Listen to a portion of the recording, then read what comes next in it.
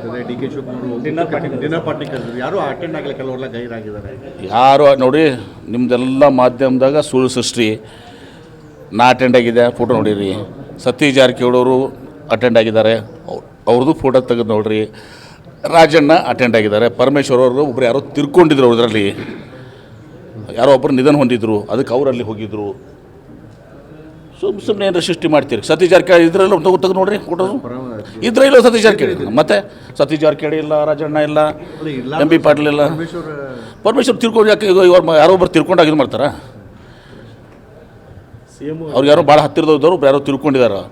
ತಿರ್ಕೊಂಡಾಗ ನಾನು ತಿರ್ಕೊಂಡೋದಕ್ಕಿಂತ ಇದು ಇಂಪಾರ್ಟೆಂಟ್ ಆಗ್ತದೆ. ಅವಾಗ ಡಿ ಕೆ ಶಿ ಸಾಥ್ ಕೊಟ್ಟಿದ್ದಾರೆ ಅಂತ ಸಿಎಂ ಹೇಳಿದ್ದಾರೆ. ಡಿನ್ನರ್ ಪಾರ್ಟಿಲಿ ಡಿ ಕೆ ಶಿ ಕೂಡ ಜೊತೆಗೂಡಿದ್ರು. ಸಿದ್ದರಾಮಯ್ಯ ಬಂದಿದ್ದಾರಲ್ಲ, ಏನೇನು ಬೇಕು ನಿಮಗೆ?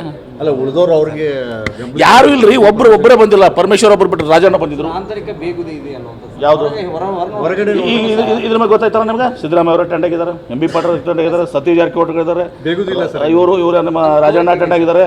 ಎಕ್ಸೆಪ್ಟ್ ಪರಮೇಶ್ವರ್ ಅವರು ನಿನ್ನೇನು ಕೂಡ ಹೇಳಿದ್ರು, ಯಾರೊಬ್ಬರು ತಿರ್ಕೊಂಡಿದ್ರು, ಭಾಳ ಇಂಪಾರ್ಟೆಂಟ್ ಇತ್ತು ತಿರ್ಕೊಂಡವರು, ಹೀಗಾಗಿ ಅಲ್ಲಿ ಹೋಗ್ಬೇಕಾಯ್ತು ಅಂತ ಹೇಳಿ. ನಾನು ಯಾರು ಭಾಳ ಇಂಪಾರ್ಟೆಂಟ್ ಯಾರು ತಿರ್ಕೊಂಡಿದ್ರು, ನಾನು ಹೋಗಿರ್ತಿರ್ಲಿಲ್ಲ. ಕಾಂಗ್ರೆಸ್ ಅಲ್ಲಿ ಯಾವುದೇ ಬೇಗುದಿ ಇಲ್ಲ, ಚೆನ್ನಾಗಿದೆ. ಯಾವುದು ಇಲ್ಲ, ಎಲ್ಲರೂ ಆರಾಮದಾರ. ನಿಮಗೆ ಮಾಧ್ಯಮದವ್ರು ಬೇಗುದಿ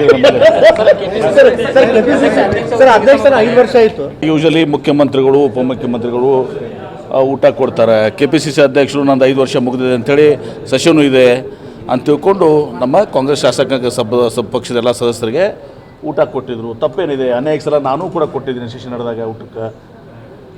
ಮಾಧ್ಯಮದವ್ರಿಗೂ ಊಟ ಕೊಟ್ಟಿವಲ್ಲಿ. ಅಲ್ಲ, ಔತಾಪುರದ ಮುಂದಿನವರು ಯಾರು ಅಂತ ಹೇಳಿ ಔತಣ ಕೊಟ್ಟಾಗ ಆಗ್ತದೆ. ನಮ್ಮ ಕಾಂಗ್ರೆಸ್ ಪಕ್ಷದ ಹೈಕಮಾಂಡ್ ಇದೆ. ಔತಣ ಕೊಡಿದಾಗ ಆಗಂಗಿಲ್ಲ, ನಿರ್ಧಾರಗಳೆಲ್ಲ ಹೌದು, ಎಲ್ಲ ನಿರ್ಧಾರಗಳು ಹೈಕಮಾಂಡ್ನಾಗ ಆಗ್ತಾವೆ. ಜಿಲ್ಲೆಗೆ ಒಲಿಬಹುದು ಅಂತ ಅದು ಹೈಕಮಾಂಡ್ಗೆ ಬಿಟ್ಟಿದ್ದು.